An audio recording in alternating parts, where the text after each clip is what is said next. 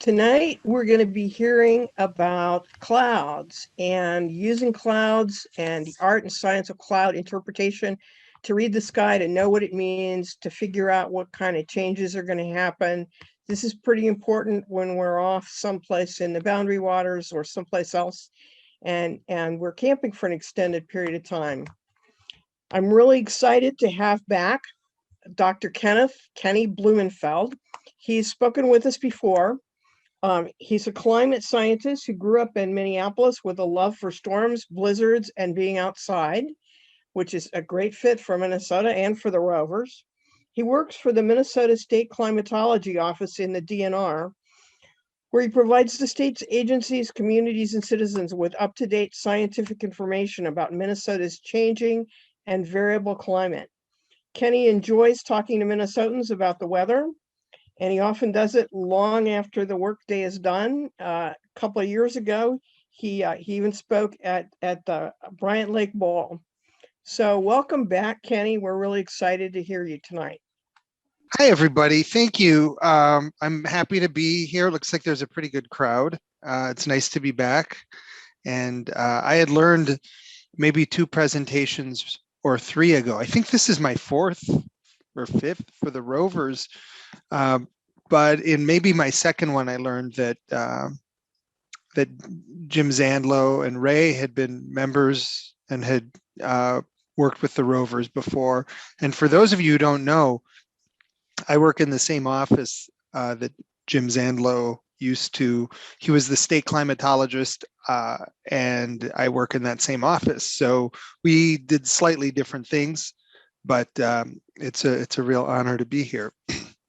So this is a presentation that I developed really for this evening, but it was based on some materials that I had worked on about 4 or 5 years ago with the National Science Foundation.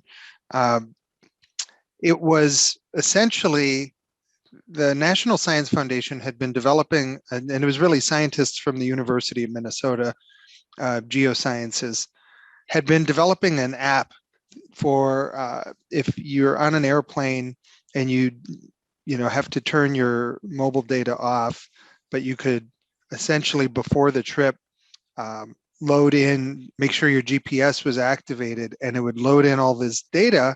And so as you fly, it's geosynchronized with whatever items you're flying over, so people could get information about the geologic features beneath them. And that was great, and it was wildly popular, and they got some feedback that this is awesome except for when it's cloudy and we can't see anything out of our windows. And so the principal investigators approached me and asked if I would be willing to write some cloud related content and provide an extra thing that people can think about when they're flying.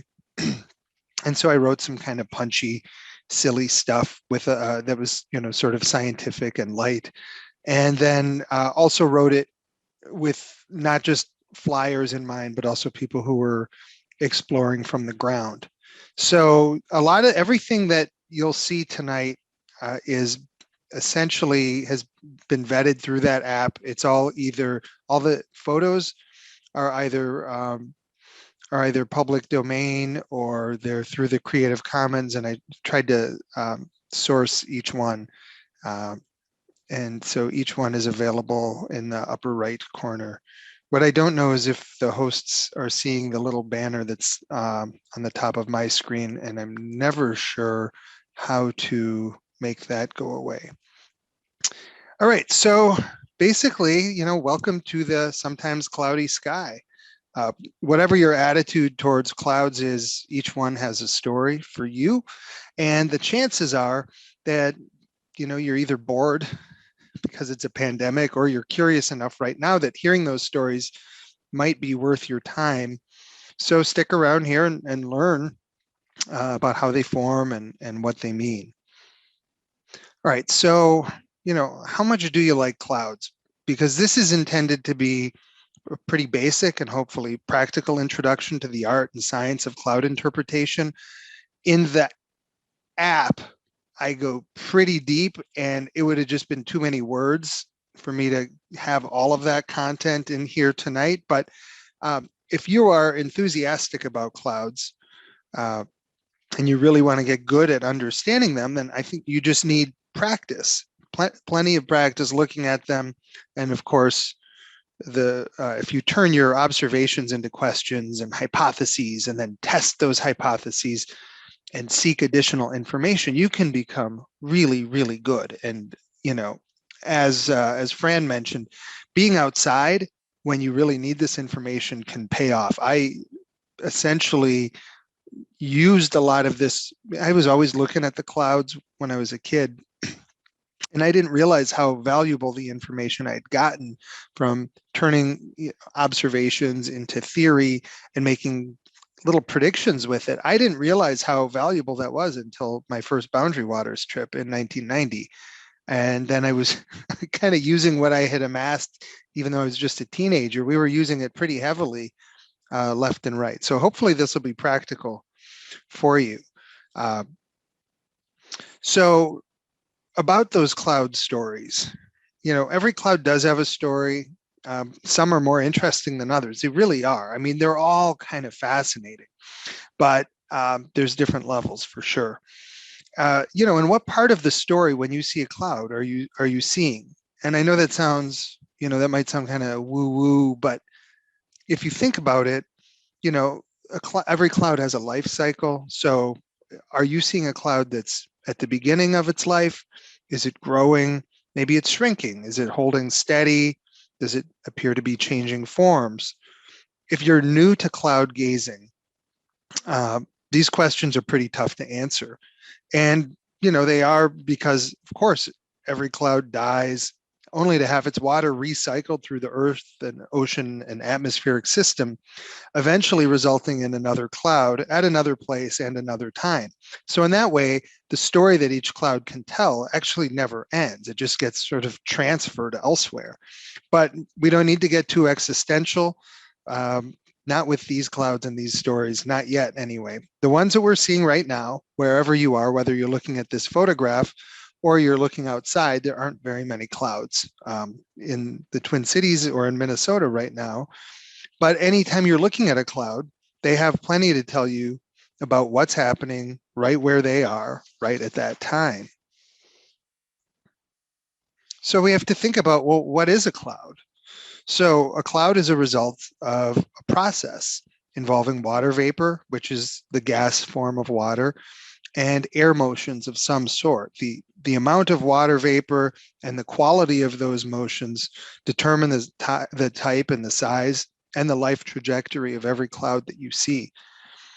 Water vapor or humidity is always present in the air. It's always there, but it's most abundant over and near large bodies of water, especially oceans, or where winds drive the air inland from those moisture sources with little interruption. So areas that are really far from major water bodies tend to be very dry and have, generally few clouds and are often cloudless.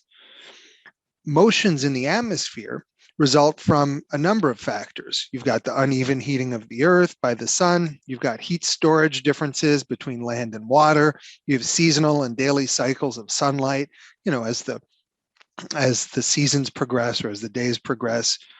And you get pressure differences that result from these heat imbalances and changes in the effect of gravity on air at different heights above the ground, the rotation of the earth, air passing over varied topography. But virtually every cloud that you see is there because air motions of some sort, whether they're horizontal or lateral or vertical motions, have acted upon some quantity of water vapor. So already we're kind of seeing the story begin to emerge. So every cloud tells you something. And each cloud tells you that where that particular cloud is, there was too much water vapor given the temperature and the pressure of the air that the cloud now occupies. I mean, that's kind of your basic diagnostic.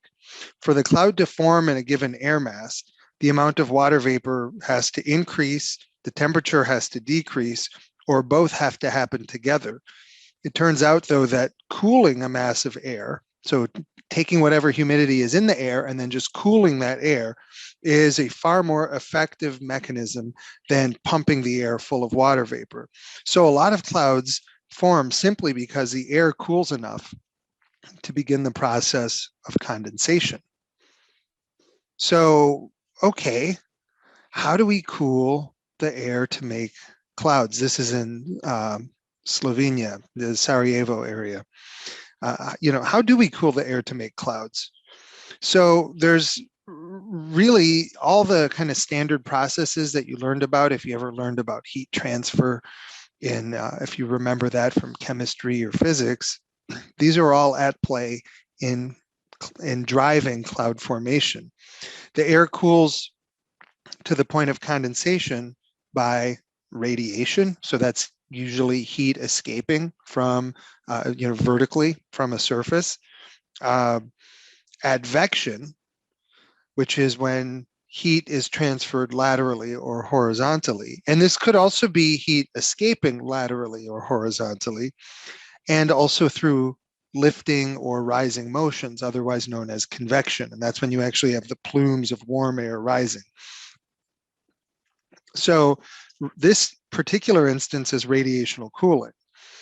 In this particular case, this blanket of clouds that you can see from this hill or this mountain were formed after the temperature dropped, and the temperature was dropping because the heat that built up during the day began escaping into space, or began escaping vertically, and that forced the temperature to drop down to the condensation point or the dew point, and you have this blanket of clouds that forms kind of in this valley. I mean, it looks like you're looking down at a carpet of clouds. The layer of air closest to the ground is what cools the fastest, sometimes reaching condensation and resulting in fog, which is essentially what we're seeing here. It's kind of a layer of stratus clouds, otherwise known as fog. Clouds also can form by something called advection. That's the lateral transfer of air. It's kind of fancy talk for when the wind is bringing in a different air mass. So you've all noticed this, right? When the wind blows from the south during the day, it starts to get kind of warm or muggy, or if the wind turns around from the northwest, cooler and drier air moves in. And that's what meteorologists refer to as advection. So when the air blows from colder regions, colder air moves in. When it blows from warmer regions, warmer air moves in. And large banks of clouds and even precipitation often form behind weather systems as the cold air arrives faster than the moisture actually departs. So this is a similar process. Physically, it's all the same thing. You've got a quantity of moisture in the air. You're not going to get clouds unless the air cools to the point of condensation. And in this particular case, with this instance, these clouds formed behind a cold front. So after a kind of new mass of cold air moved in and replaced some fairly humid air, and the residual humidity interacted with that cold air, and you had the right conditions to get condensation of the water vapor into water droplets, and lo and behold, you have cloud formation. So we have cooling by radiation when the heat escapes because there's no longer any sun shining on it. Escapes off the earth. That's radiational cooling. You have cooling by advection, or basically the wind moving colder air in. And then in this case, we're actually cooling the air by the process of convection. So this one's in Kentucky, just east of Mammoth Cave. And convection is lifting or rising motions in the atmosphere. And we're going to talk more about this because this is a very important cloud type and process. But when air rises, it expands and cools automatically through a process that's got a nice funny sounding name called the adiabatic process. So it's cooling adiabatically. That just means that the transfer of heat has nothing to do with the sun. You could be shining sunlight directly on a rising plume of air and it's still going to respond. This has to do with pressure and gravity. And so the air expands, and as it expands, the pressure on it decreases so it can rise. And as it rises, it also cools through that same process.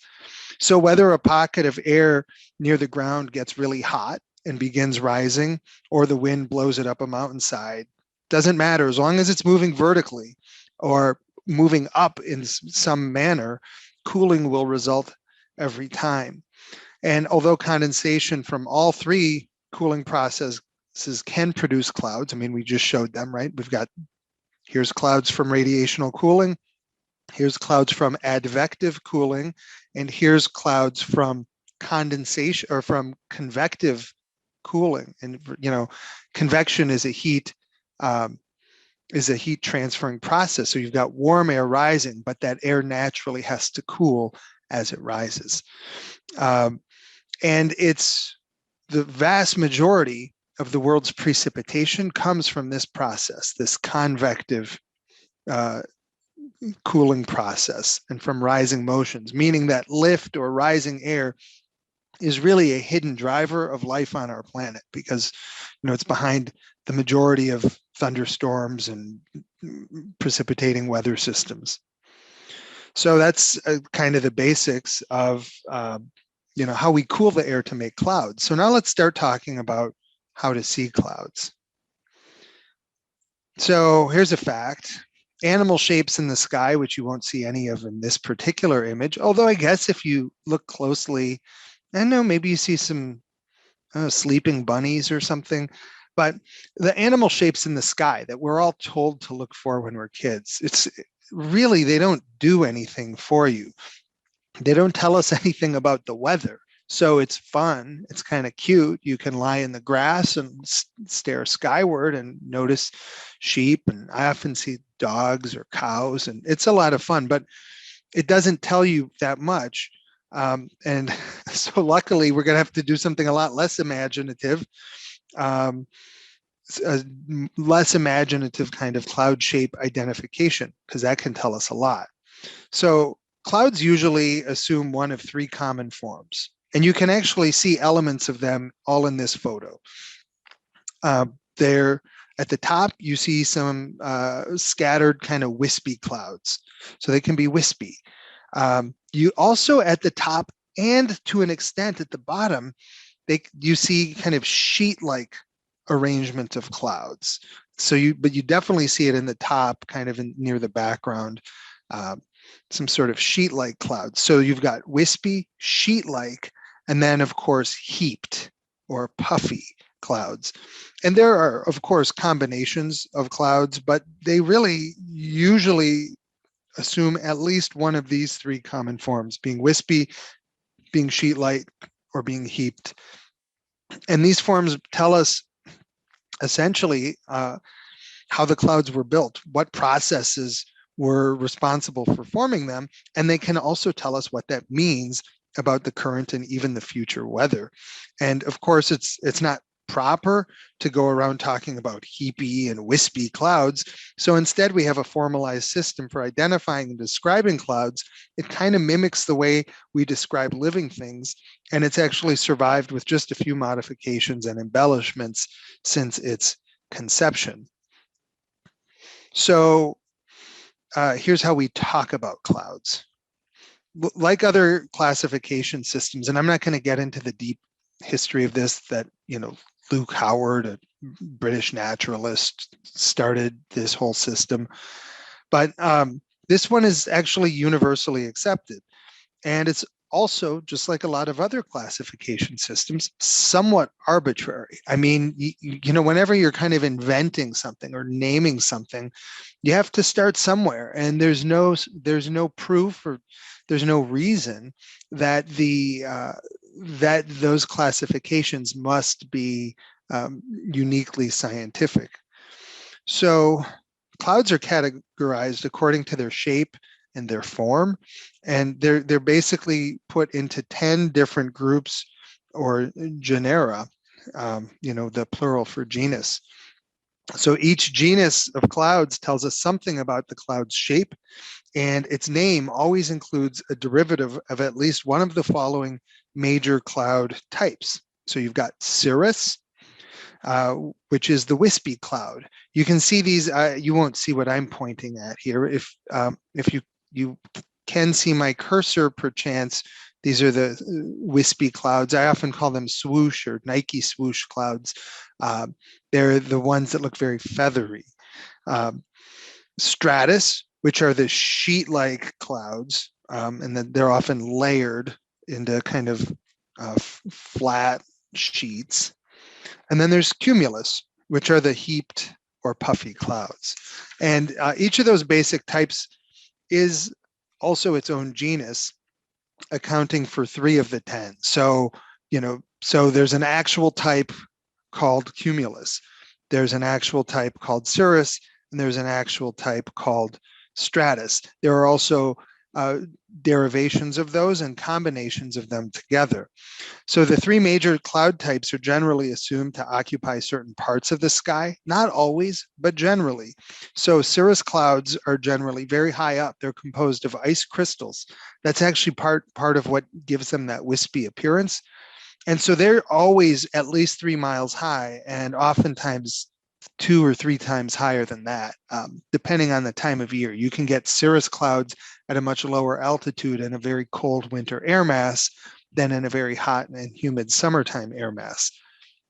Stratus clouds tend to hug the ground or be found in the lowest, mile or so of the atmosphere. They usually form, between the ground and say 1 mile or so off the ground. And then cumulus clouds are also low, at least their base is low, but because they are heaped or puffy and they grow vertically, they also form in the upper half or so of where the stratus clouds form. But again, they extend up into the cirrus layer too. Then there's a bunch of combinations of these types of clouds. You've got cirrocumulus and cirrostratus and stratocumulus.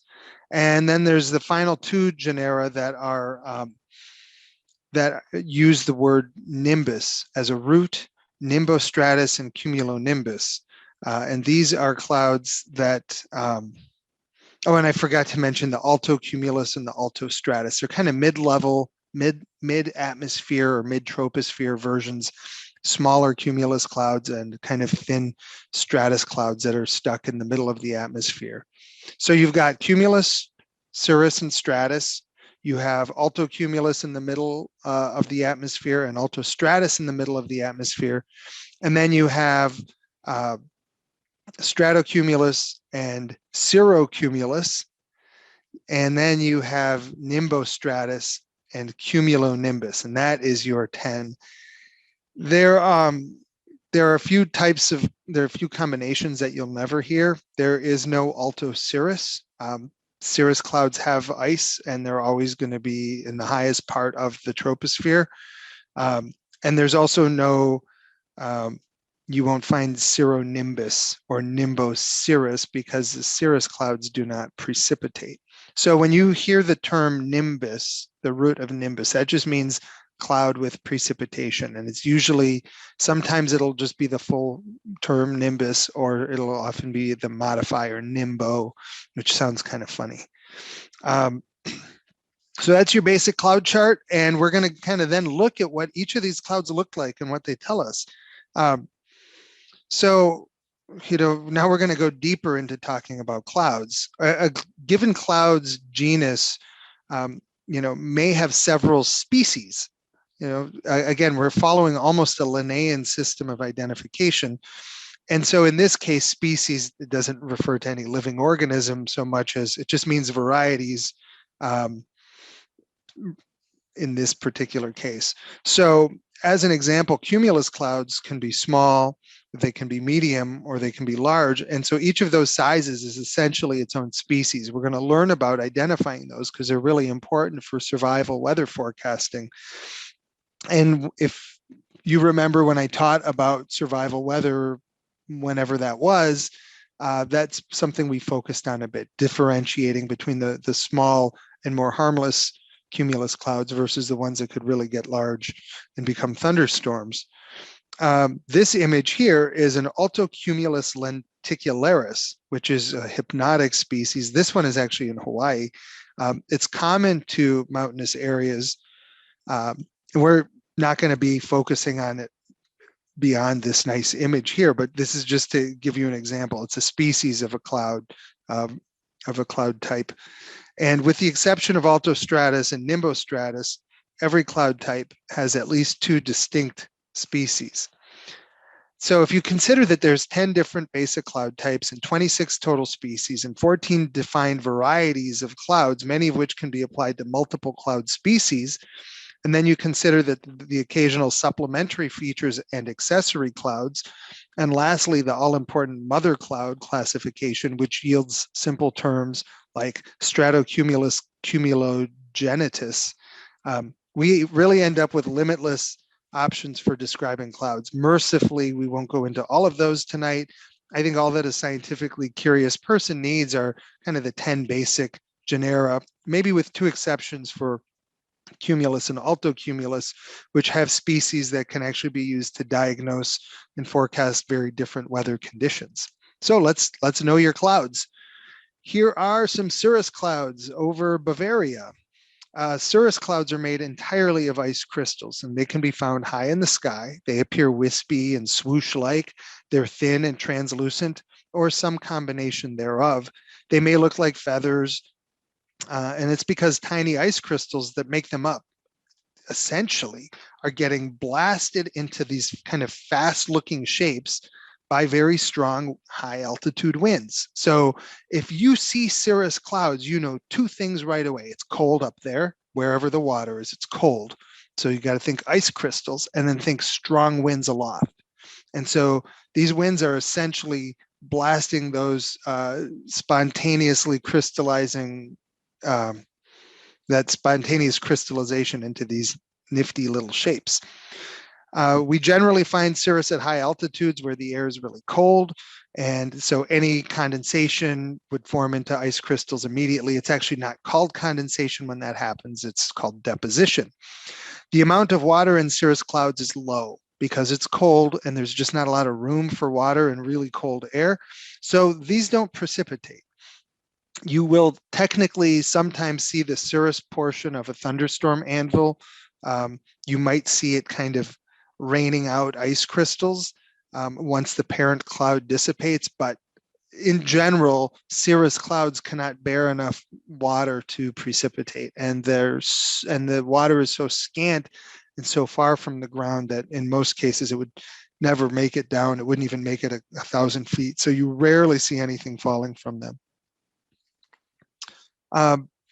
You generally see cirrus in fair weather, but they also signal that the jet stream with those strong winds aloft is overhead or nearly overhead. And that means that even though it's a lovely day here, sky is blue, you see these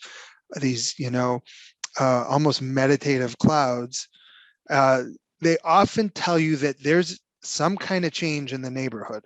It might mean that your weather is about to change within the next day. It might mean that it's 3 days away. It might mean that not Minnesota, but maybe North Dakota is going to start getting a more active weather pattern.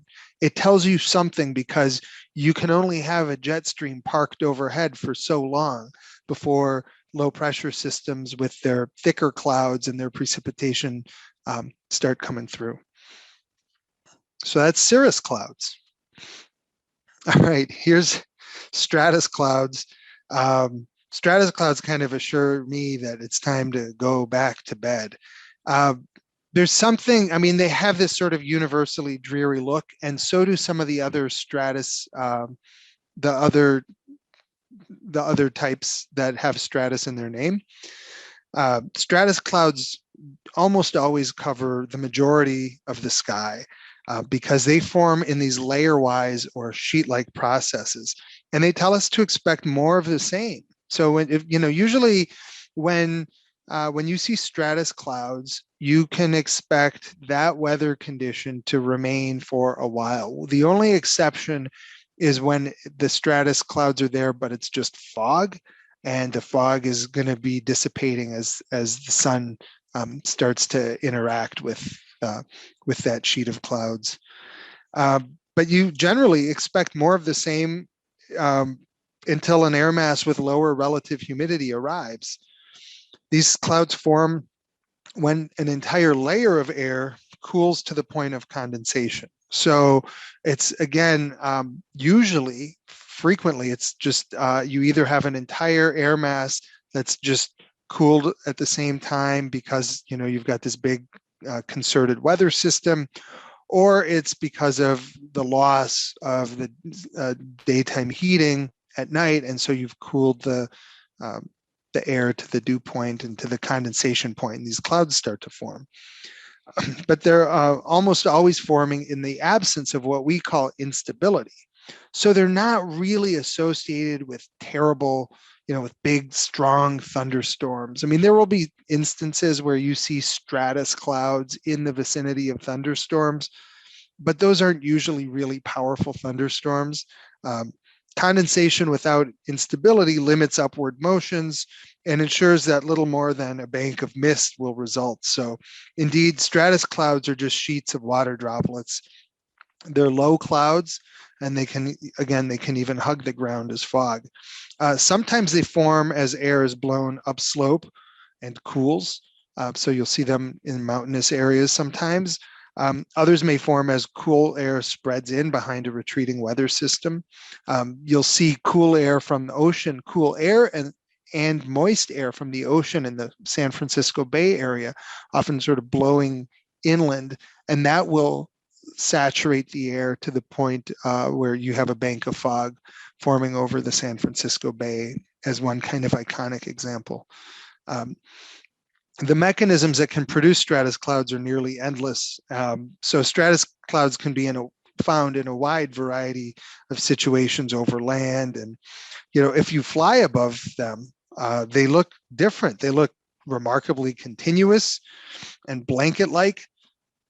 And you'll see, sometimes better formed heaps or cauliflower shapes that imply the cloud sheet actually has cumulus elements in it here. But this is from an airplane, what stratus clouds look like. And look at that, it's almost endless. And you know what your visibility is like from an airplane. I mean, you can see dozens and dozens and dozens of miles, if not sometimes well over 100 miles. And this particular bank of stratus clouds goes off, until you can't see any farther. And here's again another type of stratus cloud forming. This is in New Zealand. So now we're looking at the clouds from above, but this is essentially valley fog forming, and we're just looking at it from above, and you see the sheet-like appearance you don't see any breaks in it, you don't see any big bumps or lumps, and it's certainly not wispy the way those cirrus clouds are. All right, so cumulus clouds, I kind of think of them, if you don't know how to read the sky, then I guess cumulus clouds tell you whatever you want to hear. Think of what you know about cumulus clouds. Oh, they're fair weather clouds. They're the little puff balls. Or if you think about thunderstorms, they're also formed from cumulus clouds. So cumuliform clouds, they can mean a bunch of different things to a bunch of different people. They foretell perfectly benign weather, or they can warn of violent thunderstorms. And it's easy to find them, but it's more difficult to understand what they're telling you. So all cumulus-based clouds provide us with the blueprints of their own development. Those heaps and puffs that you can see, those are produced by upwards air currents that cool the air to the point of condensation. And in that way, each cumulus cloud just traces out the upward air currents and processes that produced it. The size of a cumulus cloud is determined by the intensity and the velocity of its upward motions. So in highly unstable, you think kind of warm and humid air masses, they have vigorous upward motions and can become powerful thunderstorms. But when you have far less instability, maybe just a little shallow pockets of air rising, they become harmless little puffs. So the secret to the so-called, I call it the success of a cumulus cloud. Think of, the ultimate destination for a cumulus cloud is to become a thunderstorm, but most of them don't. And so the secret to the success lies in its ability to ignite a convective chain reaction that releases heat through condensation. And so a deeply moist air mass that cools rapidly with height tends to encourage a lot of that. And you find this explosive upward motions that result in heavy cumulus or even cumulonimbus thunderstorm development. A comparatively dry air mass, or one that's cool, or if it cools kind of slowly with height, will tend to lead to weaker upward motions, if any at all. So the cumulus clouds that we see, usually, they're just, well, anywhere we see them, they're just diagnosing the health of the convective processes or those rising motions, so that slight puffs indicate that those motions are kind of weak and shallow versus towering cauliflower textured clouds when those processes are strong and also deep. So there's a few different types of cumulus clouds. There's cumulus humulus. Now, humulus is kind of embarrassing because that's a root. The root of, it's the root of humiliate. So that's fitting because this is a little diminutive puffball that I would say, in terms of the cumulus hierarchy, these clouds must live in a constant state of embarrassment because they're small, they're benign. The vast majority of the time, they will be gone by evening. You can't imagine, I don't know, I'm probably the only one who thinks about it, that any cloud droplet would ever want that for itself. Why not want more? But these are really the typical fair weather clouds.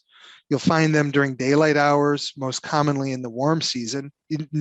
Watch this sometime. You don't see any of these during a Minnesota winter. During January, you never see them. You know it's spring when you start seeing the puffy clouds. Just pay attention over the coming year. And that's because once we get into the warm season, the sun is beating down on the earth. There's enough heat forming near the ground and in the lower atmosphere to lift and cool a pocket of rising air to the point of condensation, creating this little clump that traces out the process. But that's about all you're going to see most of the time when there just isn't enough instability or moisture for deeper convection. So one caution before we make too much fun of these clouds is that even a massive, intense thunderstorm has to start somewhere. And they always start in this phase, the humulus phase. So what you really need to do is you need to pay attention to how well defined are these and how much are they growing. Kind of keep an eye on them and make sure that, if you're out on a lake like this, or if you're camping, that they're not actually fair weather clouds right now that happen to be in the early stages of becoming a larger cloud. Most of the time they're not, but and if that's the case, carry on. What a beautiful day this is, honestly. So this is what the same clouds look like, from above.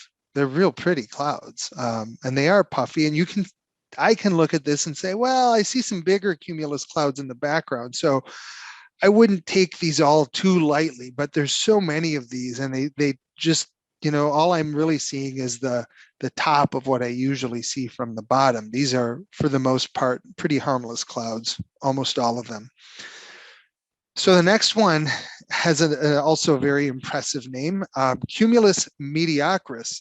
So, some cumulus clouds and some cloud droplets, I guess, are destined for mediocrity, and that would have to be a slight upgrade from humiliating oneself constantly, like the last cloud we looked at. But the cumulus mediocris cloud is larger and it's better formed than the humulus. It's basically all that we know from this is there's either more warm air or more moisture or both. Maybe there's a little more lift for whatever reason in the atmosphere.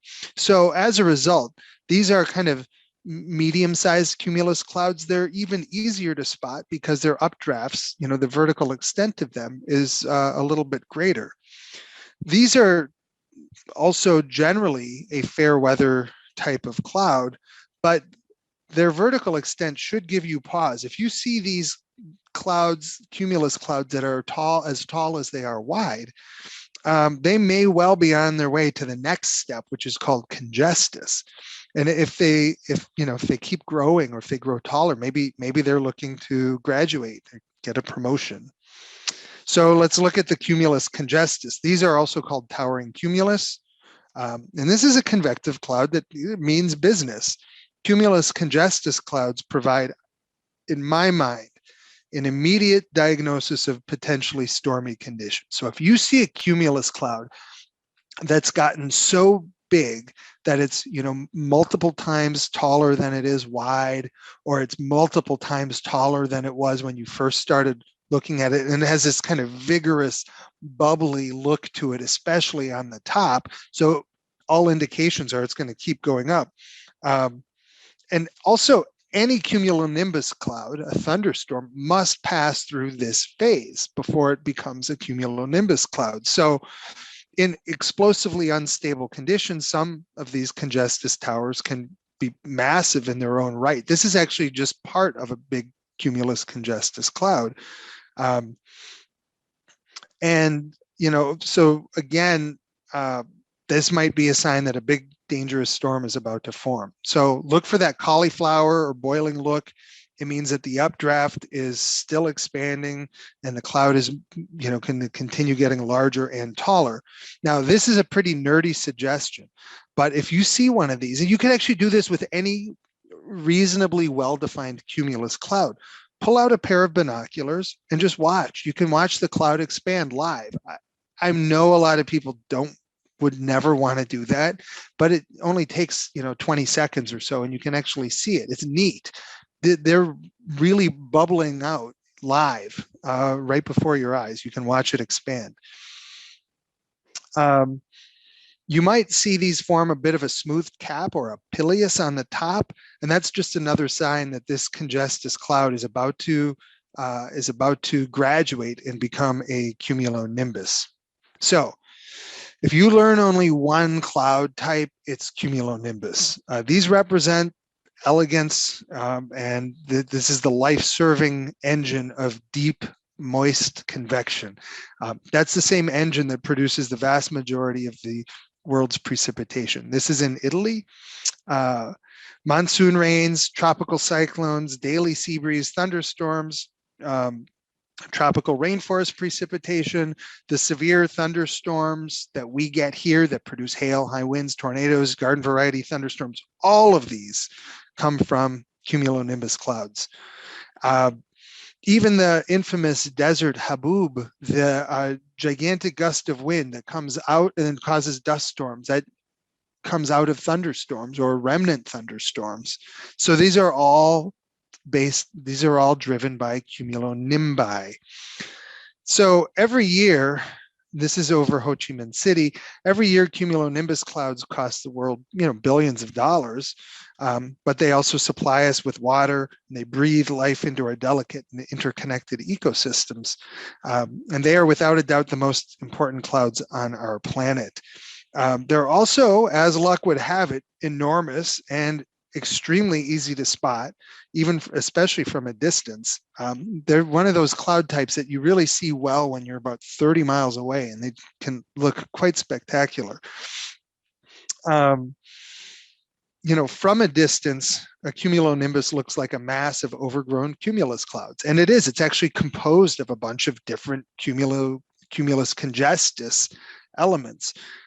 But the difference is they have a flattened top. That's where the cumulus congestus cloud can no longer grow any further, because they reach a stable layer at the top of the troposphere where the temperature no longer decreases with height. And so the air becomes isothermal, and the cloud just can't expand into that region as easily. And so you often find this flatter top that kind of traces out where those rising processes must stop. So the same visual clues that we discussed with the cumulus clouds obviously apply. A really sharp-edged or crisp-looking cumulonimbus is at that moment strengthening or maintaining its strength, whereas a really mushy-looking one, you might have a big, massive, kind of mushy-looking, formerly anvil-shaped cloud that's clearly producing precipitation, but it's most certainly, if it's lacking any real definition, and you're in a position where you would be able to see definition, it's most certainly in decline. By definition, a cumulonimbus cloud produces precipitation. That's the nimbus part. And that makes identifying them difficult, especially when you're close by. When one is over you, you wouldn't know it because the clouds were dark, and then you probably got a little lighter and it started to rain. But that's about all you'll see of a cumulonimbus cloud that's on top of you. But as one's approaching, you can actually see different elements here. So you'll see the anvil or the flattened top in the kind of upper middle part.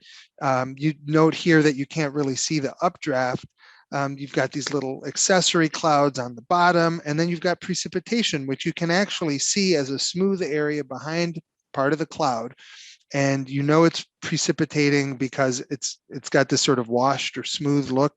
And it's also, if you look into it, the visibility is restricted. And we'll take a look at that in a little bit. So that's a cumulonimbus cloud, the most important type. So then we've got cirrostratus clouds, which are essentially a combination of cirrus and stratus that kind of look like neither, because they're not as low as stratus and they're not as wispy as cirrus clouds, but these are nearly continuous sheets of ice crystals high in the sky. Often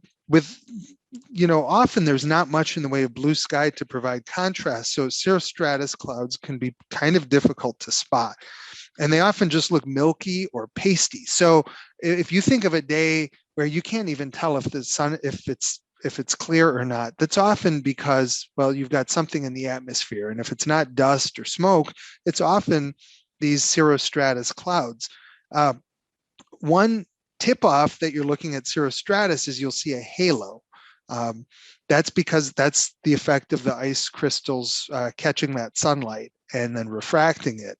And so they generally form when the upper levels of the atmosphere are moistening, and that tends to happen in advance of low pressure systems. So even though these don't produce precipitation, when you start to see that milky appearance, that often means that that precipitation is coming. So you could try this, next time you see a halo, just kind of, act real knowing and say to your friend, yep, cirrostratus, rain or snow by this time tomorrow.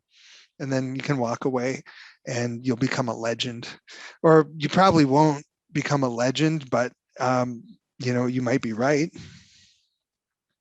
Cirrocumulus clouds are the icy form of cirrus mixed with the heapy look of cumulus clouds. Cirrocumulus clouds give the high sky kind of a textured appearance. The lift that we normally associate with cumulus clouds isn't really there and not really in play with this cloud type. Instead, it's really these high-speed waves, little waves. And remember, cirrus clouds form in strong winds. And when you add kind of waviness, then you've got the air motions taking a lift and being blown.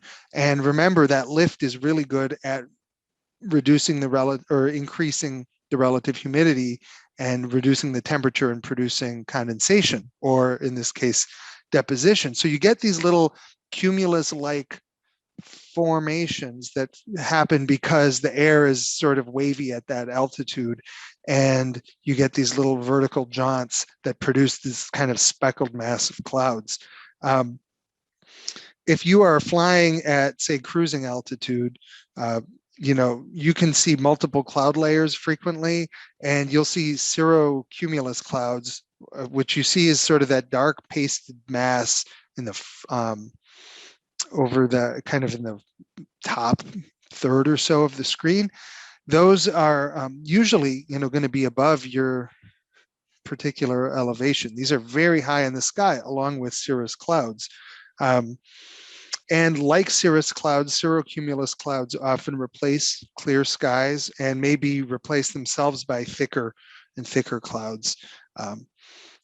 Generally, any high clouds tell you that there's some moisture in the atmosphere and there's some kind of disturbance forming in the neighborhood.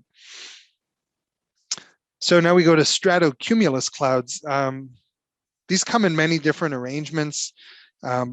from below, they tend to have the same kind of patchwork or lamb's wool look that's common to cirrocumulus, but because they're the lowest of the three types, they have larger looking sort of swatches of lamb's wool. They're closer to the ground, so they're going to appear bigger. As the name implies, stratocumulus clouds do exhibit some vertical development, but the instability is usually weak, and that keeps the heaps and the puffs pretty small. They form in many different situations, but they're most frequently associated with benign or even improving conditions. So you may see them in the morning following a stormy night, or as the pressure rises behind a retreating weather system. They usually, so this is what they would look like, from out the window of a plane, or if you're on a mountain, perhaps. So it's a sheet of clouds, but you also see the very distinct cumuloform. But these are mostly stable clouds. You do see some virga or some evaporating precipitation falling out of these. So it might sprinkle when you see these clouds, but they're usually, a harbinger of totally tolerable weather. Nimbostratus, on the other hand, is a precipitating stratus cloud. So remember, sheet-like, goes on forever, but this time also has precipitation. So you really have to think Seattle, London, think of, Northern Europe, wet, cloudy places where there's a lot of precipitation, even if it doesn't fall that heavily.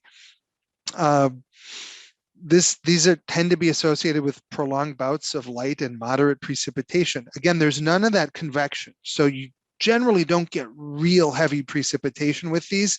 It's usually, unless that precipitation happens to be snow, it's usually just kind of light or moderate rain. Nimbostratus clouds are generated in extensive sheets, usually embedded within an even larger stratus deck. So you've got a huge deck of stratus clouds. Part of it is raining. Therefore, the part that's raining is automatically nimbostratus. They are most common in the moist but not convective air masses.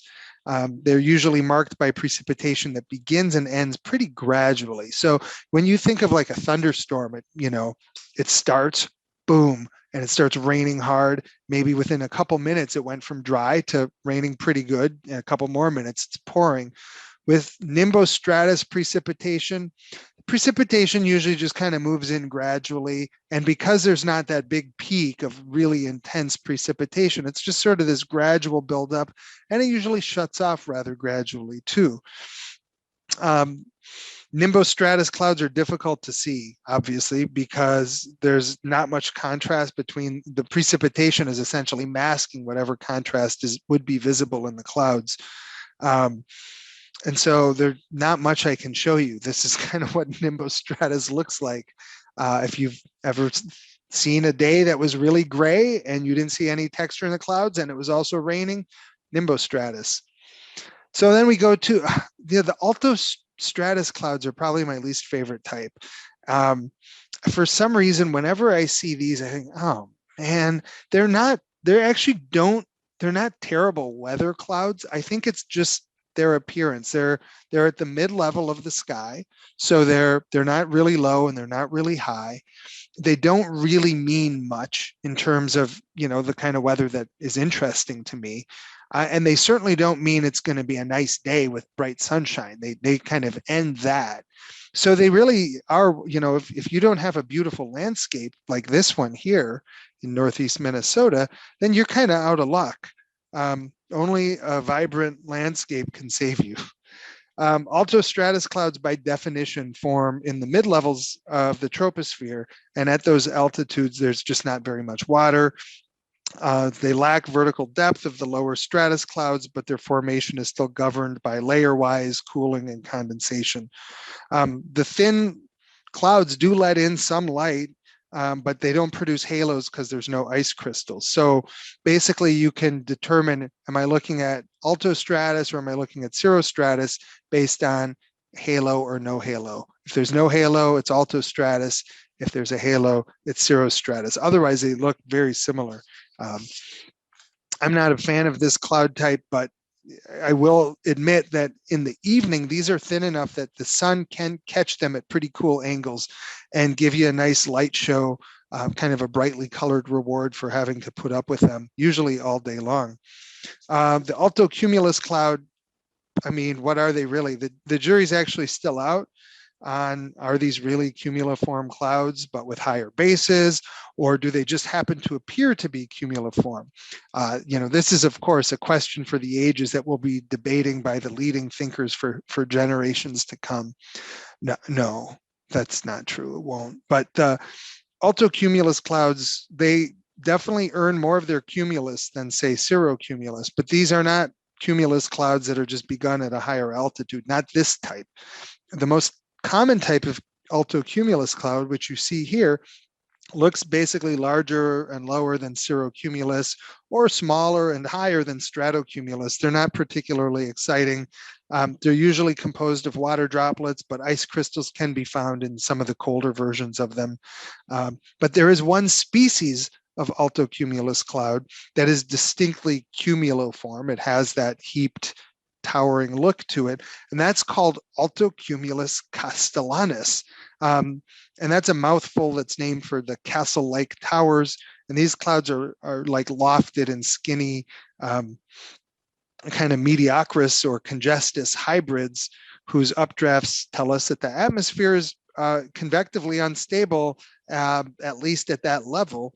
And the high bases, usually a few miles up, tell us that the instability is at least in the middle of the atmosphere, or the middle altitudes, and is not yet deep yet. However, these are clouds that when we see them between the mid-morning and the mid-afternoon, before that surface-based heating and instability is really maximized. So in that regard, you can kind of, if you see these sort of, they look like little skinny cumulus clouds in the middle of the, where you would normally see clouds, so not at the lower levels where you find most cumulus clouds. It kind of puts you on notice that there might be some deeper convection and some thunderstorms later today. If I see altocumulus castellanus in the morning, I'm happy because there's going to be storms that afternoon. So some topics that I did not cover and we don't have time to cover, but that are in that Geosciences app, include spotting precipitation from clouds like a pro, knowing how to determine where it's raining and where it's not. We covered that very briefly. How you can tell that there's a boundary based on the shape of the clouds. This is the image in the lower left is essentially, I think it's Lake Erie, but it's amazing that it just etched out a boundary right in the clouds where they didn't form over land and were forming over the water. I've spoken with this group about it before, the kind of myth of the dark cloud, that a lot of people assume clouds have to be dark to be dangerous. And then that means there's sort of lies about bright clouds, and really depends on your perspective. If you're 20 miles west of a thunderstorm, it's going to look, and the sun is shining on it, it's going to look bright white. And if you associate a bright white cloud as some kind of harmless thing, you're making the wrong diagnosis and you might make the wrong decision. And then, because this was an app generated for people who are flying, talked a bit about turbulence and why you don't need to freak out. As unnerving as it is when you fly, to have the plane, seemingly going up and down several hundred feet, we're usually more than okay with that happening. So that's it for me. That's your introduction to the sky and clouds and how to know them. And even though I didn't do this work for my job at the DNR, I did it separately. The climate office, we borrow everything out there from the weather world, and this is something that I tend to use to help people understand the sky. So thank you very much. I saw a bunch of comments in the chat that I haven't read, but I'm hoping that they didn't say, gosh, is this guy going to be done soon? It's time to go, or we're way past bedtime. But thanks, everybody. So are you ready to take some questions, Kenny? I'm happy to take some questions. So I'm gonna stop sharing for the moment, and that will allow me to see the chat while I'll follow your lead though. Okay, but I just have a quick question. I didn't hear you mention this, but one cloud type I'm really interested in is mammatus, because I've seen bad storms and tornadoes around, and afterwards you get mammatus clouds. Where do they fit into the whole picture? So mammatus clouds are actually, they're found. So as I don't know if anyone can see my hands. This is not going to be great, but the clouds form, cumulus cloud forms, and then it becomes a cumulonimbus. It flattens out, and then you end up seeing that kind of anvil shape. I think most people know, that was the picture that I showed from Italy, and also the one where we were looking east from St. Paul, where the anvil cloud or had that kind of flat top. Mammatus clouds, you will find them when the updraft is particularly vigorous, and you will find them on the bottom of the anvil. So they're actually on the bottom of the top of the storm. So, and they usually look kind of most hypnotic out at the far reaches of the anvil, where they're kind of like pouches, but they're also wispy, and they look most kind of fierce and serious and almost, eerie and foreboding, very close, where the anvil is closest to the main updraft, kind of near and when you see them, you're looking into a very big storm. You're just looking at the underside of its top. Yeah, and those are in terms of what produces them.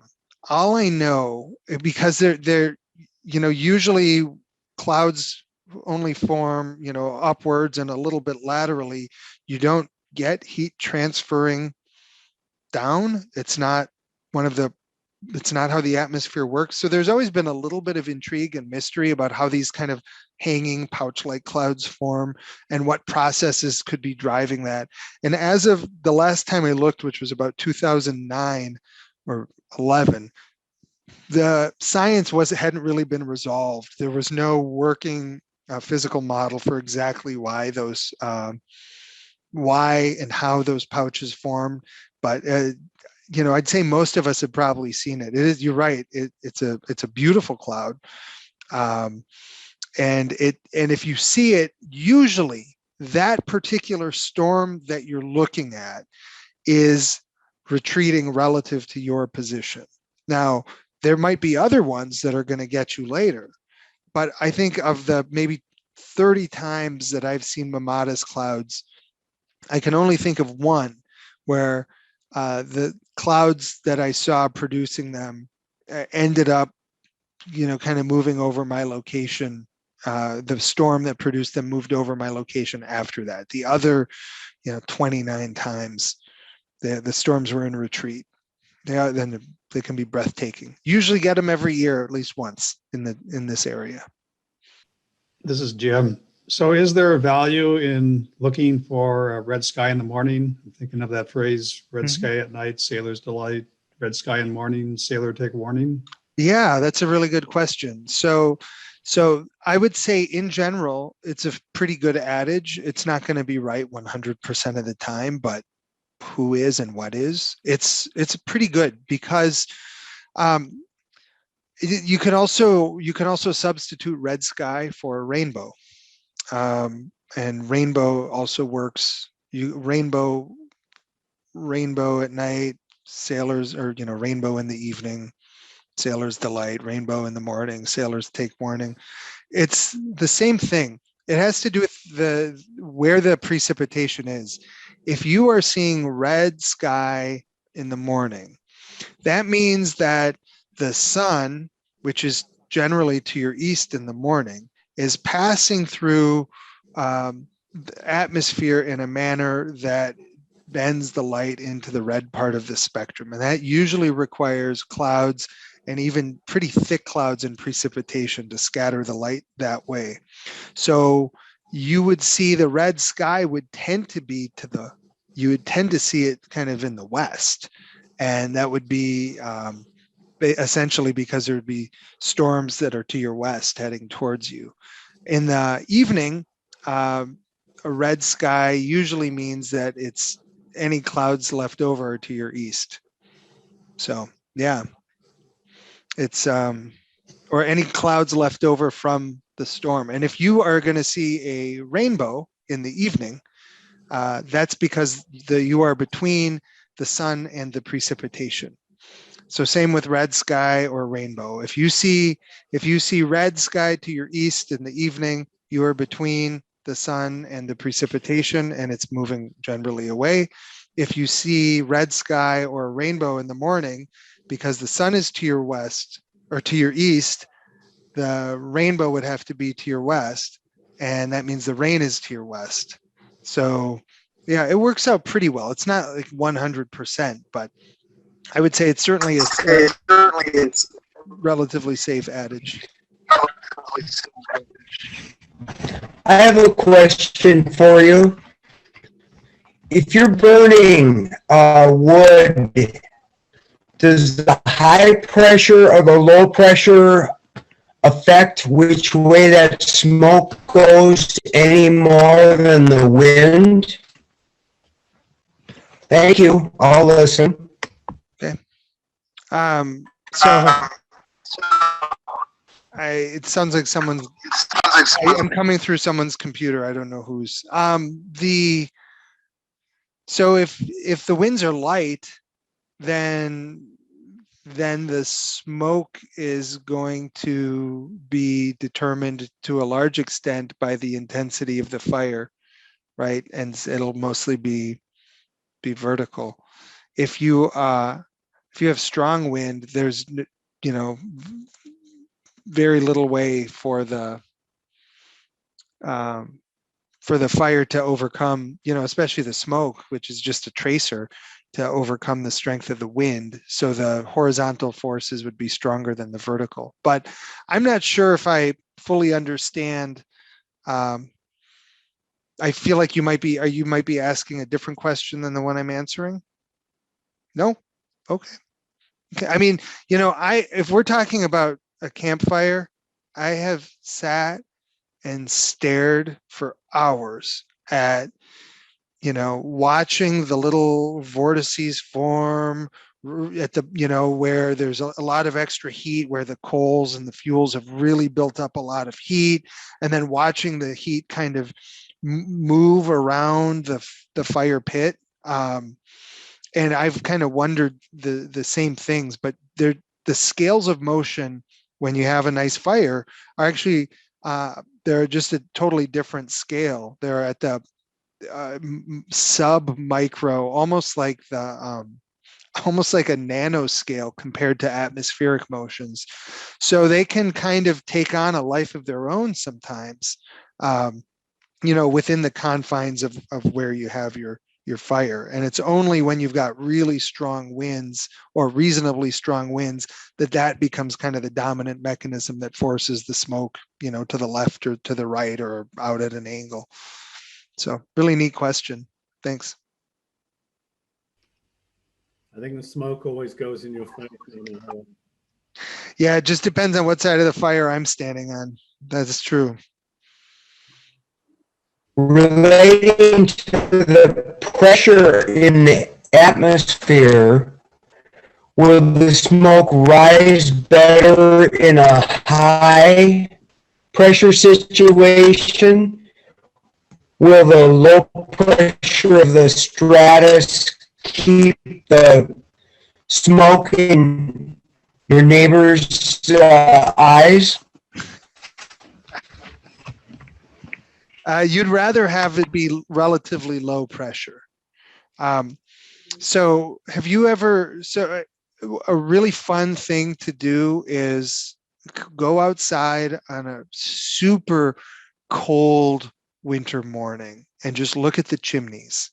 It's amazing. When it's, the coldest night of the year, you'll see the steam coming out or the smoke coming out of the chimneys, and then it just flat. Now, cold air is very dense, and that connotes high pressure. So think of high pressure as like literally pushing down on the earth at a greater force with more pressure than when you have relatively low pressure. Low pressure means there's relatively less of that, downward force. So the best days to ventilate toxins into the atmosphere are the days where you have relatively low pressure and no one's going to notice. If you want to bother the next campsite, find a good windy day with high pressure. Yeah. So how is hail formed? This is really interesting, but how is hail formed? Yeah. So hail is a fascinating hydrometeor, as we call it. So obviously hail is ice. And so how do you get, think of the days when it hails. Most of the time, it's really warm and humid. So what's going on there? So what's happening is you've got rising air because it's warm and humid, and usually you have to have it relatively cool aloft, and you have to have the temperatures cooling at a pretty good rate as you ascend through the atmosphere. So as the warm air rises, it will again naturally begin to cool, but as long as it's warmer than the air around it, it will keep rising. So it will keep rising and cooling as it rises. And as long as it's warmer than the air around it, it keeps rising. And then eventually it's cool enough that it gets to the point where it can't contain the water in it anymore. And so then it condenses into water droplets. Now, one of the weird things is that condensation process releases a tremendous quantity of heat. So it heats the air around it, and then that air starts rising and goes through the same process. So you get this is why you get this big thunderstorm. It's essentially a big convective chain reaction, and it has these gigantic updrafts. Well, when you have those gigantic updrafts, some of those water droplets are being carried 35, 45, even 55,000 feet into the atmosphere and into regions where, even though the air is moving vertically and is much warmer than the air around it, it's still like -40, maybe even colder. And so at that point, the water will freeze very quickly. And so you get some ice that forms, and then the ice is going to have a little more mass than the water droplets. It'll also pick up additional water, and so it'll start to get heavy and it will fall. But as it falls, it will start to melt, and then it will get lofted again by that same vigorous updraft, and it'll pick up more and more ice. So you've, I'm sure, heard this adage. It's also true. You can cut, if it's a decent sized hailstone, more than about 1/3 of an inch in diameter, you could usually cut it and see at least 2 growth rings in there. And each ring represents a different trip up and down, a different sort of cycle of accretion where the ice forms. And when you get some of the really big hailstones in March, we had tennis ball size hail that fell in Invergrove Heights. And it was aggregate hail. And it appeared that some of these hailstones had gone up and down the cloud 10 times. And I think the most I've seen is about 7. I got hit by some pretty big hail once, but I didn't think to cut the stones open. But the biggest I've seen from about golf ball size hail was, I think, 7. Yeah. So it's just the water droplets that would otherwise be rain traveling into a region of the cloud that is so cold that it turns to ice, and then picking up some extra mass, falling, and then being lifted back up by that same updraft that was forming it in the first place. Interesting. My brother was very lucky down in Northfield. They had huge hail, and luckily he was in his house, but it just totally demolished his car. It's just like, which happened to be outside. Yeah, that's no good for sure.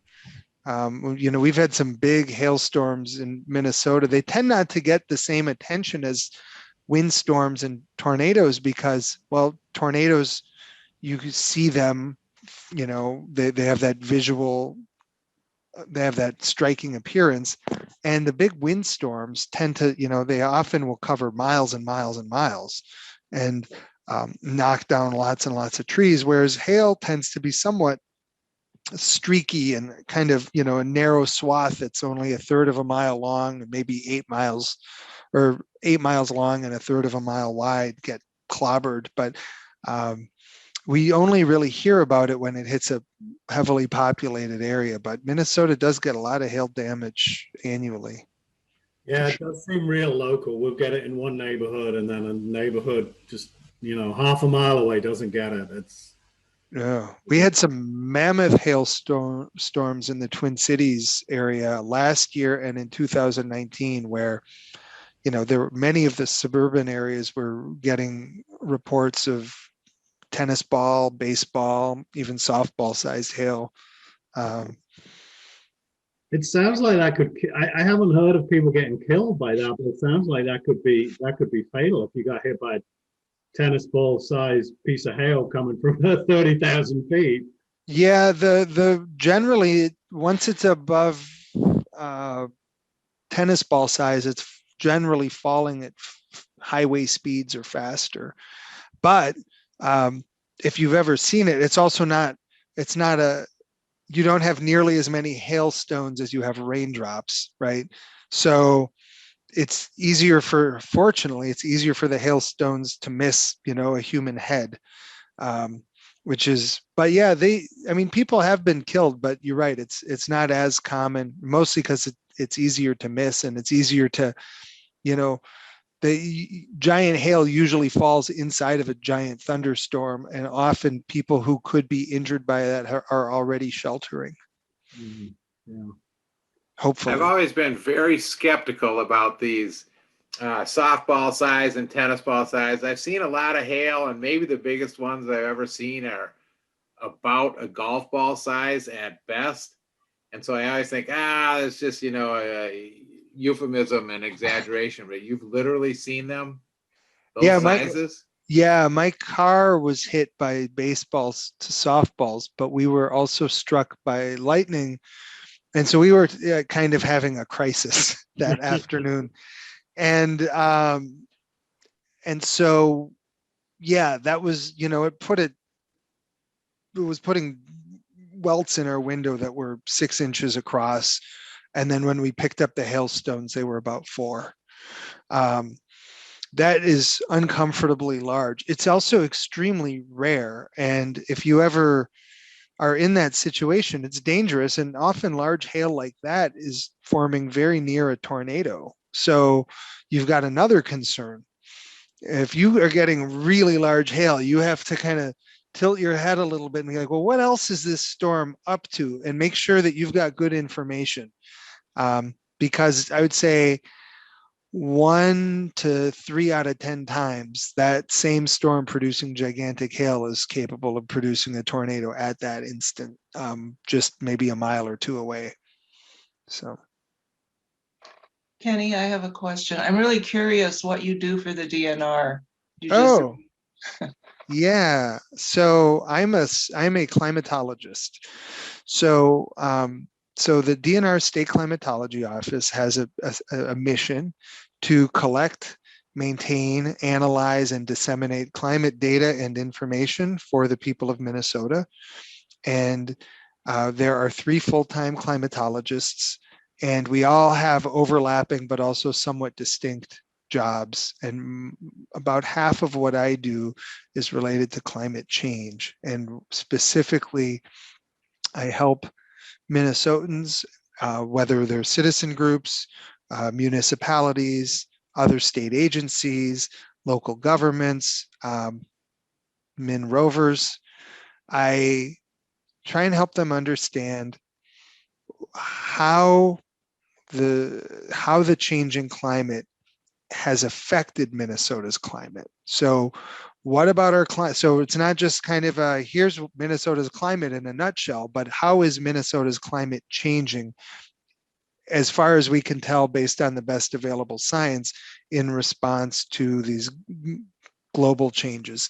Because it's not what people often assume it is. So I do a lot of that, about 50 to 60 public speaking engagements per year, even during the pandemic. Just trying to help, a lot of graphics and information that I hope is usable and useful to try and help people understand kind of what's changing and also what's not changing, or at least what we can and cannot sort of pin on this bigger issue of global climate change. Because, not everything in Minnesota is behaving the way a lot of people would assume it is. And we're scientists who have to stick with the best available information from climate assessments and the best available data that we have, and try and kind of assemble that into a whole story for people. And usually those people are not scientists. So I do a lot of that. And then I also answer the phone and help people understand that, today, the precipitation to date in Alexandria is indeed 4.38 inches or whatever it is. We are a public facing office, so we engage with the public a lot. Thanks. Yep. And I totally love my job, and I work with some great people, so I'm very lucky. You are great people. I'm sorry? I said you are a great people. Oh, well, that's very nice. As I see them. Since I'm on the state's clock right now, I have to try and find a way to deflect that. Is that like a bribe, huh? Nothing that could lead to special favors or anything.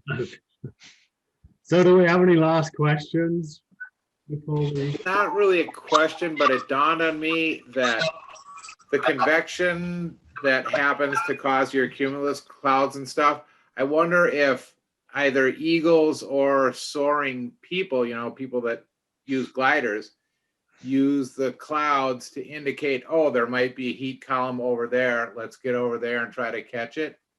That make any?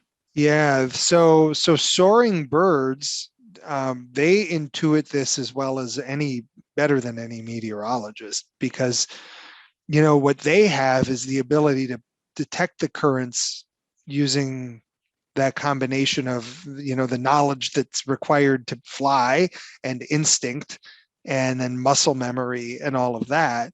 So they are detecting things that we can't see. And the challenge of meteorology, of course, is that atmosphere is invisible and you can't see a lot of these motions, and you have to find other ways to visualize them. But yeah, I've actually watched like vultures along the river on days where there's an awful lot of shallow, that sort of thermal convection, just that, it's bright and sunny and hot.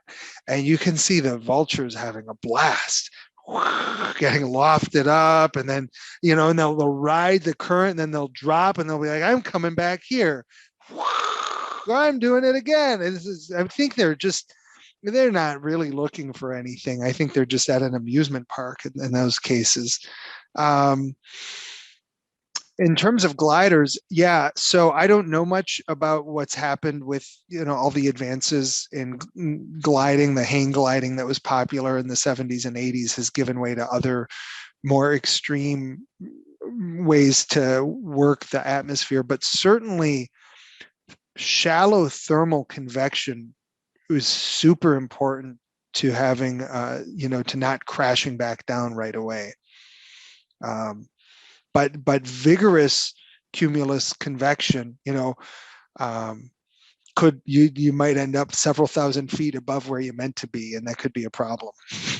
So I wouldn't want to be doing it at 3 o'clock on a day where we were, 94 degrees with a really high dew point, and the air was cooling rapidly with height, and we had a cold front moving in, because that would be a good way to end up in Michigan. Okay, any last questions? All right, it's quiet.